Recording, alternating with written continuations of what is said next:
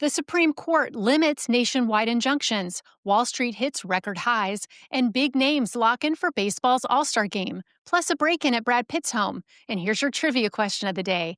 How many state editions does the Flyover produce every weekday? I'll have the answer for you at the end of the show. It's Saturday, June 27th, and this is the Flyover Podcast. Welcome to the Flyover Podcast, taking you above the noise for an unbiased, high-altitude view of today's headlines with daily coverage that's honest and refreshing. Let's cruise the news and land the facts. Good morning and happy Saturday. I'm Amy Hess, and this is your weekend edition of the Flyover Podcast, your fast, no-spin update on the biggest headlines across the country and beyond. Grab that coffee, and let's get ready for takeoff. Kicking things off, the Supreme Court has reigned in the use of nationwide injunctions. In a 6-3 ruling Friday, the court limited when district judges can block presidential actions nationwide, a victory for the Trump administration. Justice Amy Coney Barrett wrote the majority opinion, focusing on the limits of these injunctions rather than ruling on Trump's order, restricting birthright citizenship itself. Barrett responded to Justice Jackson's dissent, calling it, quote, at odds with more than 2 centuries worth of precedent. Shortly after the ruling, an advocacy group supporting birthright citizenship urged a judge to convert the case into a class action, one of the few ways a nationwide injunction could still be used. Moving on, the Supreme Court wrapped its term with rulings on several other big cases.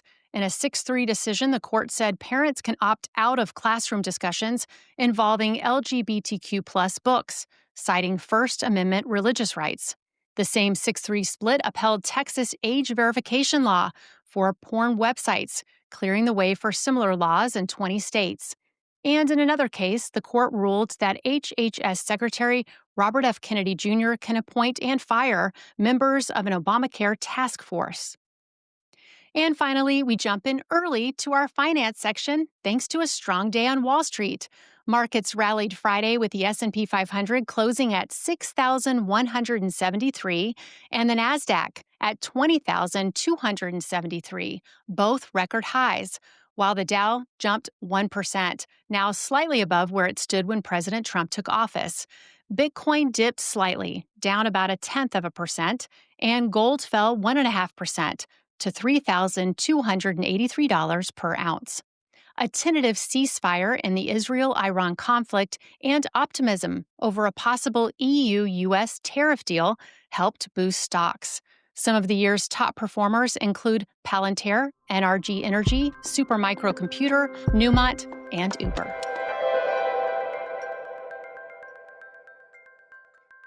Let's turn now to the latest headlines in politics. First up, President Trump said Friday that he's terminating all discussions on trade with Canada effective immediately after Canada announced a new tax on large foreign and domestic tech companies.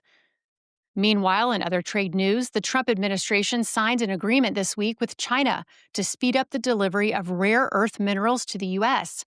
Rare earth elements refer to a group of materials found in limited deposits and used in everything from electronics and healthcare to batteries.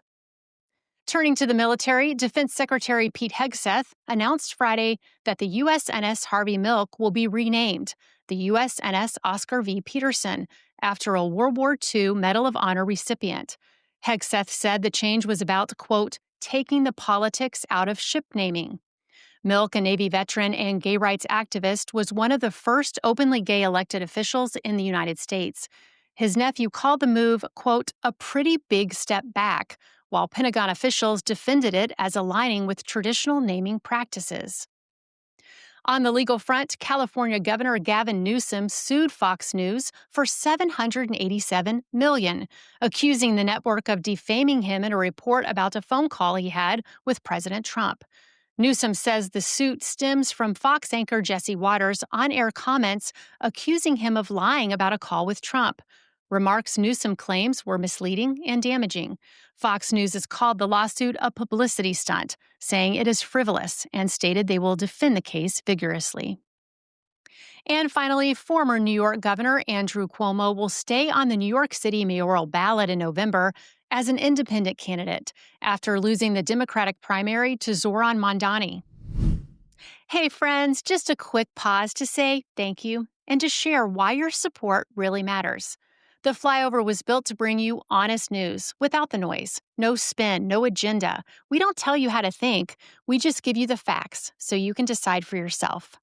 Since 2023, we've gone from just 47 readers to more than 2.6 million across the country. We're now one of the fastest growing newsrooms in the nation.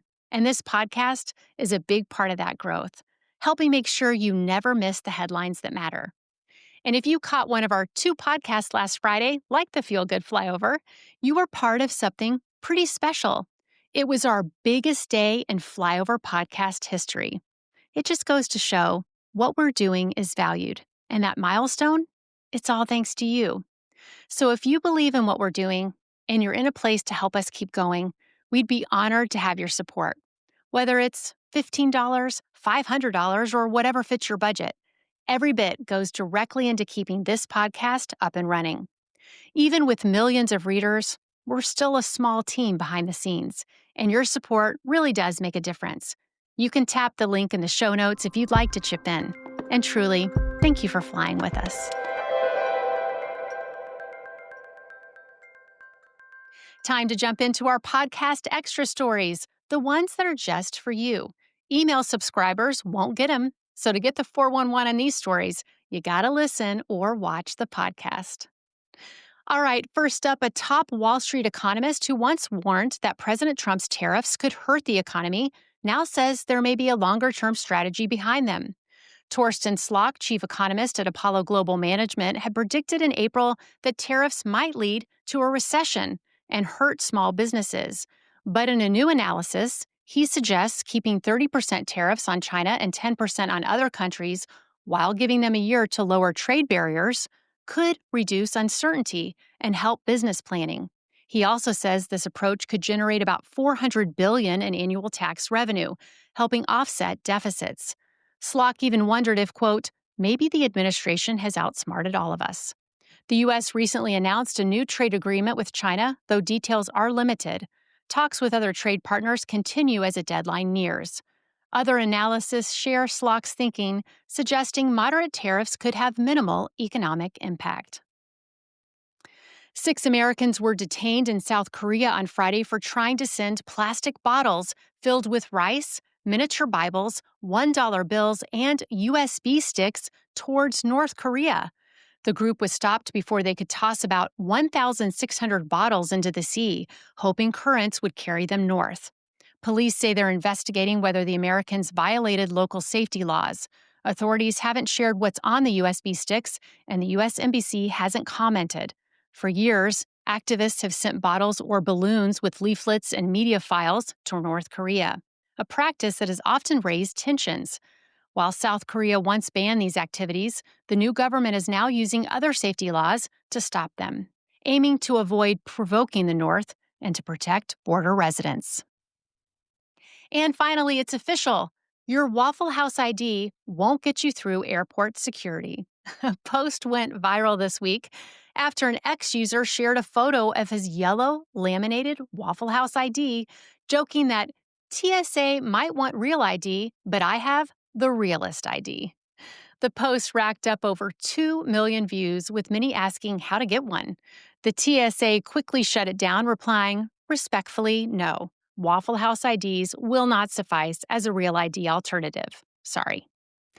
Real IDs, which rolled out nationwide on May 7th, are now required for domestic flights and federal buildings in most states.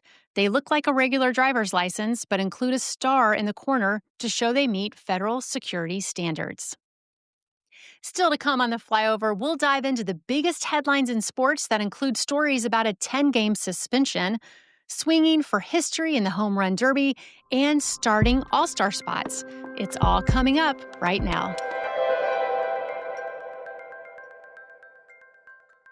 Time to check in on the latest from the world of sports. First, the NHL has suspended former Baltimore Ravens kicker Justin Tucker for the first 10 weeks of the 2025 season. The league cited violations of its personal conduct policy after multiple massage therapists accused Tucker of inappropriate behavior. Over in baseball, Seattle Mariners catcher Cal Raleigh, currently leading MLB in home runs, announced he'll compete in this year's Home Run Derby.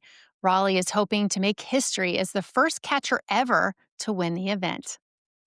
And finally, big names are locked in for the All-Star game. New York Yankees slugger Aaron Judge and Dodgers superstar Shohei Ohtani have secured guaranteed starting spots after leading their leagues in fan voting. Still to come on the Flyover Podcast, we have Beyond Our Borders, your pole position, and our trivia question of the day. It's all coming up.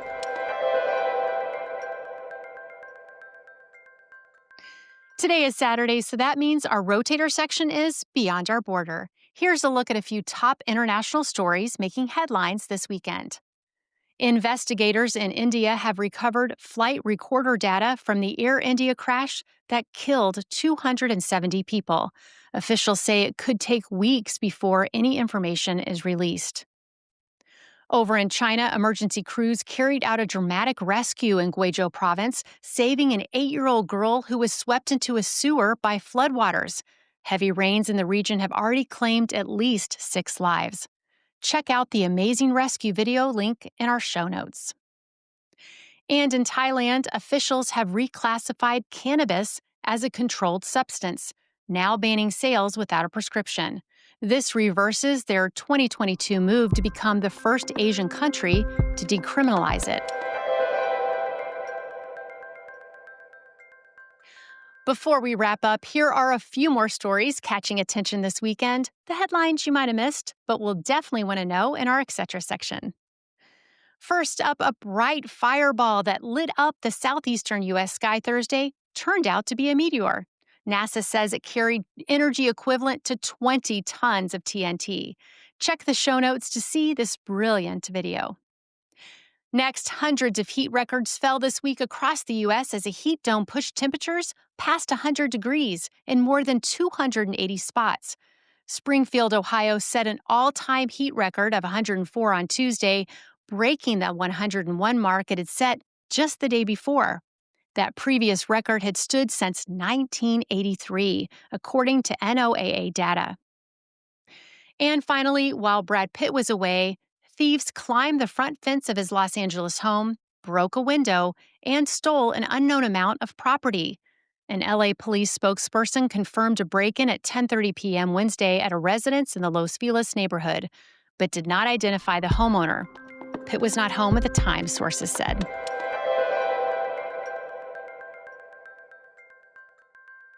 Next up, it's time for Pole Position, where we hear from you. Yesterday, we asked, what's your favorite summer cookout side dish? Here's how you voted. Potato salad took the crown with 40%, followed by baked beans at 19%, fruit salad at 12%, coleslaw at 11%, chips and dip at 10%, and 8% went with others. Now, I'm not a huge fan of plain coleslaw, but I love sriracha slaw. It's so versatile, and it really is the perfect topper for grilled meats, especially on hamburgers or brats. And I've actually got a great recipe, so if you want it, just hit me up in the comments. All right, now for today's question. Which do you prefer on an airplane? Window shade, up or down? Your options are up, down, or don't care. Head to the link in the show notes to cast your vote. Did you know you can do that now? Yes, you can make your voice heard. I'll have the results for you tomorrow. All right, time for today's trivia. Do you remember the question? How many state editions does the Flyover produce every weekday? The answer? We put out 9 state editions daily, plus the national edition you're hearing right now. Here's the lineup: Texas, Florida, Georgia, North Carolina, Tennessee, Virginia, Ohio, Colorado, and Arizona. If you're interested in getting local updates from one of these states, just pick your state and sign up using the link in the show notes. All right, that's a wrap for your Saturday's edition of the Flyover Podcast. Thanks for spending part of your weekend with me. I hope you're feeling caught up and ready to enjoy the rest of your day. I'll be back with you tomorrow with all the no spin news you need to start your week strong. And if you missed this week's Feel Good Flyover, be sure to check it out. We added some great visuals for the video portion and even some singing for those of you who are listeners. It's the perfect quick way to brighten your weekend. I'll see you right back here tomorrow. Until then, have a fantastic Saturday, and thanks for flying with us.